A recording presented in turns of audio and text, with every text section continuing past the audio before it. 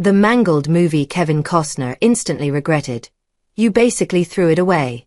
A recent report has provided a serious spotlight on the astounding arrogance of Kevin Costner.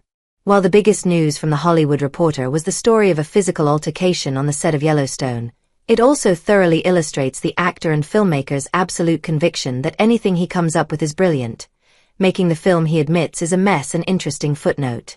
After breaking out in Hollywood with The Untouchables and Bull Durham, Costner achieved the impossible with 1990's Dances with Wolves, which won the Oscar trifecta of Best Picture, Best Director, and Best Adapted Screenplay, plus 4 more Academy Awards. It was Costner's directorial debut. He also produced and starred in the film. And his lack of experience plus him investing some of his own money when he couldn't get a major studio to back it all indicated that Dances with Wolves was headed for disaster. But the seemingly delusional dream of making a prestige Western epic came to fruition, and Dances with Wolves was a massive box office and critical hit. So, of course after this, Costner more or less could get a blank check to make whatever he wanted. But after starring, not directing, in the hits of Robin Hood, Prince of Thieves and The Bodyguard, Costner's producing endeavors would become the stuff of Hollywood legend, in a bad way. Waterworld, directed by Kevin Reynolds, once the most expensive film ever made, was a colossal failure, followed by the similar flop The Postman, directed by Costner.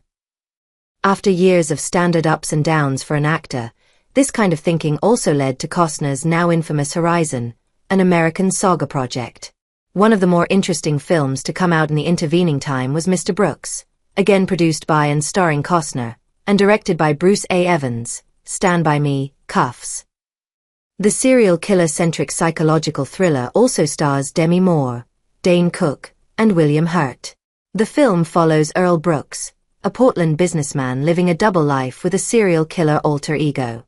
Mr. Brooks also was no box office hit, and received mixed reviews. A while after the underwhelming release, Costner told The Oklahoman that he believed it had potential, but that the story was mishandled, mostly by other people. That movie was mangled, handled so terribly, said Costner. And that was a sequel and a trequel. I know how that movie ends in a really cool way. His life goes on because it's going on.